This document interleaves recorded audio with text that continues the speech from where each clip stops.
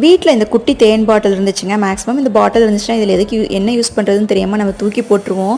இன்றைக்கி இதை வச்சு ஒரு ஃப்ரிட்ஜ் மேக்னெட் செய்யலாம். டோரில் வந்து இதில் டெக்கரேட் பண்ணி வச்சுட்டு அதுக்குள்ளே ஏதாவது குட்டியாக செடி வைக்கலாம் அப்படிங்கிறக்காக அதை எடுத்து டெக்கரேட் பண்ணிகிட்ருக்கேங்க.